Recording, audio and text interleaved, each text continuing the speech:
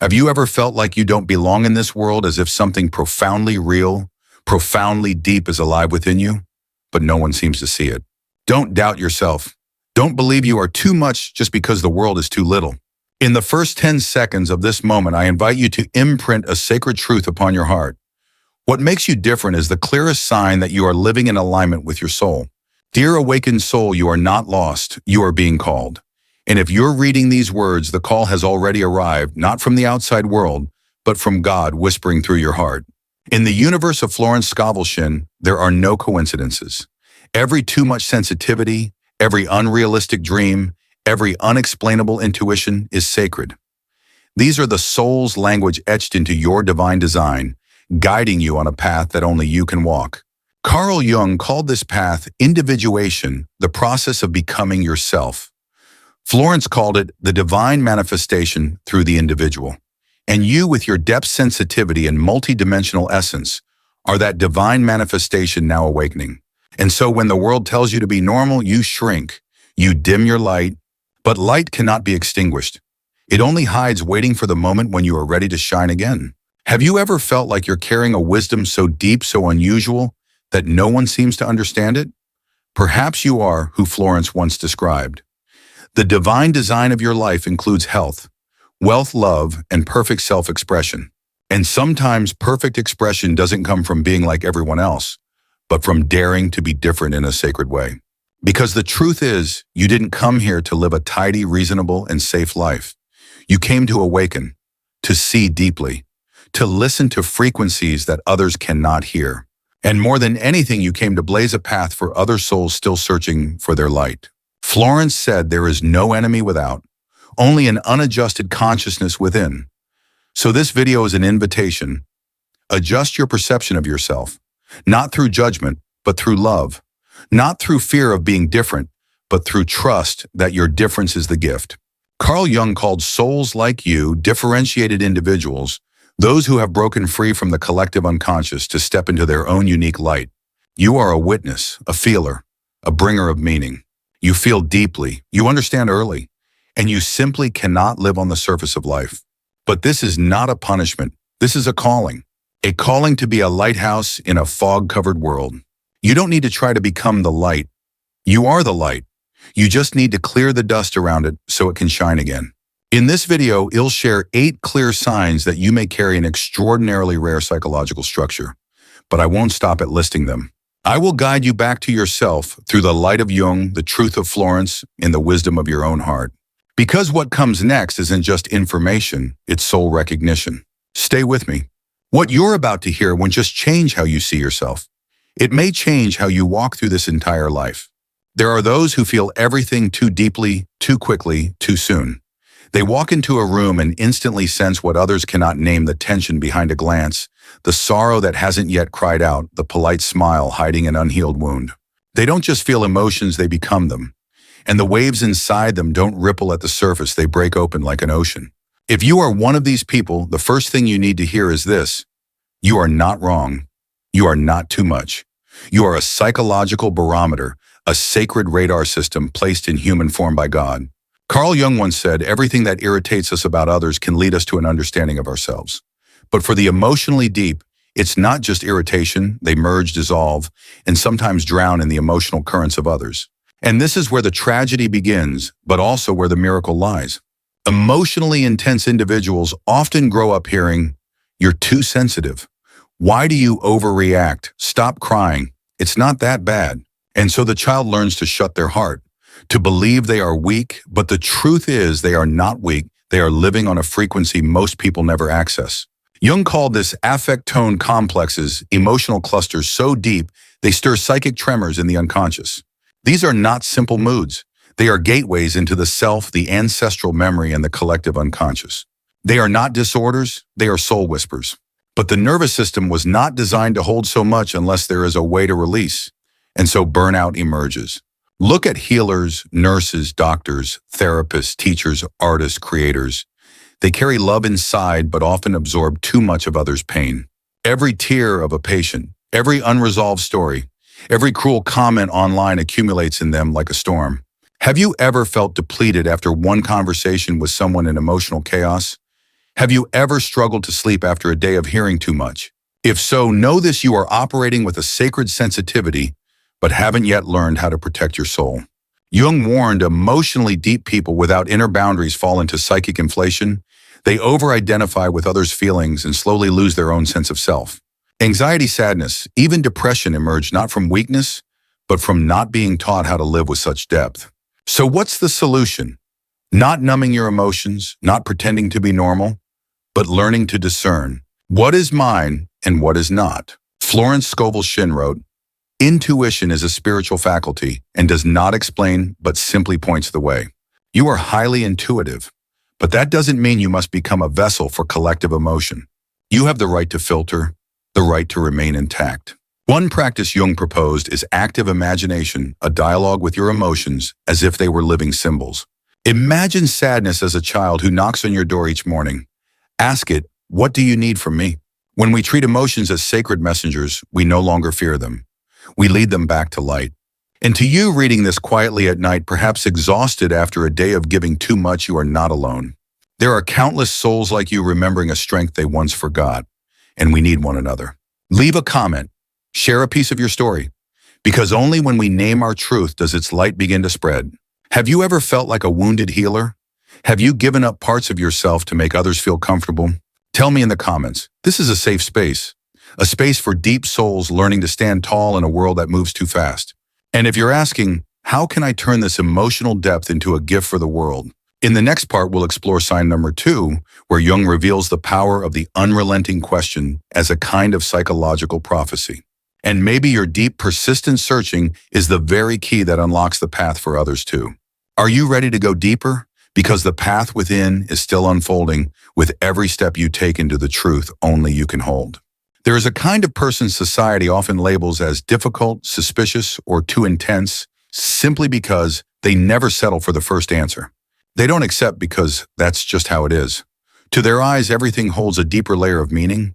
And when others are content with the mask of truth, they keep digging, seeking the face that lies beneath it. If you are one of these people, please pause for a moment and hear this. You are not too curious, you are performing a soul ritual. Carl Jung called this inner mechanism the transcendent function, a bridge between the conscious ego and the unconscious, a psychological force that prevents us from getting stuck in extremes, guiding us toward a deeper center where opposites reconcile, where light and shadow meet. You are not a problem. You are the hermit in the archetypal world, the keeper of ancient knowledge, the bearer of the lantern in a darkened modern world. The hermit does not ask to satisfy the mind. They ask because they are hearing a summons from the unconscious, a call to go deeper, to live truer, to see more clearly. That's why you can't fake joy in shallow relationships. Why you can't stay in lifeless work too long. Why questions like, "Why am I here and what do I truly want?" won't stop echoing inside you. Jung observed that those who carry this function are often misunderstood, sometimes even shunned because they force others to confront what they've been avoiding. You walk into a conversation and without trying, you ask the question that awakens transformation. Are you truly happy? Are you living what you believe in? You are the visionary not because you know the future, but because you perceive a truth far bigger than the present. It's not an easy path, because the price of seeing is often loneliness. But that is also what makes you the bridge between what is and what could be.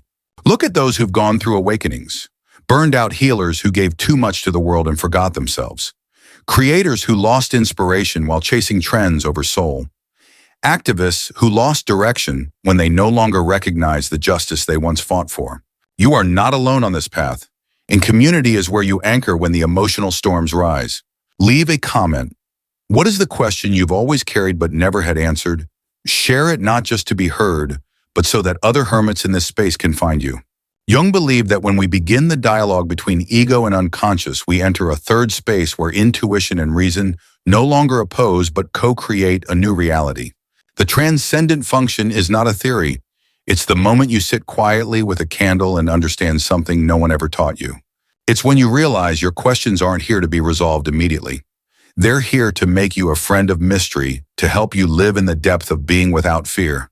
Dear one, if you've ever wondered why you're different, why you can't stop thinking, questioning, unraveling, please understand, this is not a nuisance. It is a gift, and also a responsibility. Because you, with your transcendent lens, your timeless sight, your soul that refuses to stand still, are an essential thread in the evolution of collective consciousness. Keep going, even if no one understands, because your light is something the world doesn't yet have a name for. But one day they will be grateful you kept it alive. In the next part, we'll explore the mystery of psychological independence and why emotionally deep people often find themselves stepping out of old circles even when they don't want to. It's not coldness, it's the natural result of a soul that has matured. Have you ever lost close connections when you started living more truthfully? Have you been called distant simply because you no longer played your old role? Stay with me, because the next part will name that pain and help you find the healing where it first began. There comes a moment in life when you begin to realize the relationships that once made you feel you belong now leave you feeling strangely misplaced. Old conversations no longer touch your heart. The roles you once wore with pride, the dutiful child, the ever-available friend, the hard-working employee suddenly feel unfamiliar. Not because you've become worse, but because you are transforming. Carl Jung called this the beginning of individuation, the soul's deepest invitation to become who you truly are. But that path often begins with a fracture, the crack of existential crisis, the so-called midlife unraveling the unexpected doubt about the meaning of it all. Have you ever woken in the middle of the night and wondered, is this all there is? Have you looked in the mirror and no longer recognized the person staring back? Have you caught yourself performing a life, one you no longer believe in? If so, congratulations. You are standing at the threshold of awakening. But to step into this path, you must pass through a doorway. Most people avoid the shadow. Jung once wrote, "The shadow is not always dark. It is simply the part of you that you refuse to see." On the journey of individuation, you cannot take your mask with you. You must face the parts of yourself that society taught you to deny. Jealousy, rage, shame, the need for control, the fear of being abandoned. Shadow work is not about becoming perfect. It is about becoming whole. And the more courageously you enter the darkness, the more brightly your inner light begins to shine. This is why psychological independence does not come from hardness, but from reconciliation with your own shadow. The one who has met themselves in their loneliest hours when no comfort remains, when there is no reason left to pretend, no longer needs the world to validate their worth. And here lies the paradox. When you no longer need relationships to feel seen, you can build them from real love. When you no longer need a career to define your identity, you can create from the soul. When you no longer need others to fill your emptiness, you learn to walk beside them without clinging, without owning. Many people in midlife feel empty not because life went wrong, but because their soul is demanding a depth that surface living cannot give. They've climbed the mountain of success, fame, wealth, accomplishment, only to realize it was the wrong peak. Jung once said, the greatest tragedy of the family is the unlived lives of the parents. But if you're reading this, you have the chance to break that inheritance. You can begin to live the unlived life, and in doing so, you don't just heal yourself. You heal generations before and after you. Have you ever felt lonely when you started living more truthfully? Have you been misunderstood by loved ones when you stopped being your old self? Share in the comments. You're not alone. We are a community of souls returning to our true essence, not perfect, not loud, but deep and honest. And if you're still asking, how do I keep going when nothing around me fits anymore? The answer lives in the next part, where we'll enter sacred ground, a place where intuition becomes your compass, and knowing without reason becomes your survival strength. Because once you've released the old roles, a new space opens, where the true voice of your soul can finally be heard. And that voice will never lead you astray. There is a moment on the hero's journey, after crossing the dark night of the soul, after facing the forgotten shadows and fractured selves, when the hero returns. Not to seek glory, but to bring back the light they earned in the dark. Jung called this the completion of individuation. Campbell called it the return with the elixir. Not everyone who enters the forest comes back. But you, if you're reading this, perhaps you are at that very moment where pain is no longer meaningless, and awakening is no longer just a personal journey, but a gift meant to heal the collective. And here lies a beautiful paradox. The deeper your soul, the lonelier it can feel. But that loneliness is not proof you're lost, it's a sign you are ahead. You are the first in your family to break inherited beliefs, the first in your community to name the truth no one dared to speak, the first in your circle to pause in the noise and ask, what am I truly living for? Because you are different, you open the doorway for others to go beyond their own limits. Jung once wrote, "There is no individual awakening that does not simultaneously affect the collective." You don't need a stage. You don't need to lead. Just by living honestly, you are healing. A mother who stops yelling at her child because she's learning to love her own inner child. A teacher who no longer teaches for grades, but to help students see themselves in the words.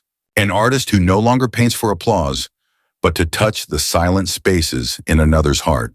Think of the people you've connected with most deeply. Were they perfect or were they real? Now you are becoming that person for someone else. You may not realize it, but every small act of courage you take is awakening someone's nervous system. Someone sees you cry and they no longer feel shame in their own tears. Someone sees you slow down and they finally give themselves permission to rest. Someone sees you stop pretending and they begin to be honest with themselves. This is no longer just an inner path. This is collective impact. The self, Jung's deepest concept of the true I, is never about you alone. The self always calls you to become an agent of evolution. And if you've felt weary, remember the pioneer always walks ahead of the light. You are the night keeper of the dawn. Comment below, have you ever felt too different in your community? How did you find someone who walked beside you? Share your story. Someone out there may need to hear exactly what you've already made it through. We are not alone. We are a community of awakening souls. And when you begin to influence the world around you, something miraculous happens. Life no longer feels like a burden. It begins to feel like an unfinished poem. And you, with your own sacred light, are writing the next verse for all of us. So what allows you to keep giving without burning out? How does a deep soul stay whole while serving others? In the final chapter, we'll step into a quieter space where Jung shares how to hold energetic boundaries, protect the light you've awakened, and live in the sacred balance between giving and self-nourishment. If you see yourself in these words, don't walk this path in silence. Share, connect, because souls like yours are rare but never truly alone. Maybe along this journey you felt that you're too different, too sensitive, too deep in a world that often prefers the surface. Maybe you've wondered why your heart trembles so easily, why your questions never seem to settle for easy answers. But Carl Jung, after a lifetime of descending into the unconscious, came to this truth. Difference is not a defect. It is the seed of light. You were not born to blend in. You came here to awaken. There is a kind of soul the world cannot train through routine. They don't bow to comfort. They cannot bear a life that loops endlessly, eat, sleep, make money, die. Within them, there's always a call, vague yet unrelenting, towards something higher, deeper, truer. If you're hearing that call, now know this: it is not a delusion. It is your soul's roadmap. Jung once said, until you make the unconscious conscious, it will direct your life and you will call it fate. You have dared to go within. You have dared to listen to pain. You've begun to touch what Jung called the self, the true I, beyond ego, beyond roles. Let me invite you just for a moment to pause, take a deep breath, and ask yourself, have I ever truly allowed myself to be myself? If not, let this video be your beginning. If yes, let it be your reminder you are not alone. In the comments below, share what in this video helped you see yourself more clearly. What is rising in you now asking to be heard? You never know, someone else who feels just as lost might read your words and feel a little less alone. We are building a community of awakened souls, a space where you don't have to pretend to be okay, where you can speak of Jung's shadow work awakening without being told you're too deep. If this video stirred something in you, subscribe and tap the bell. Not to boost numbers, but to make sure you don't miss the next sacred step.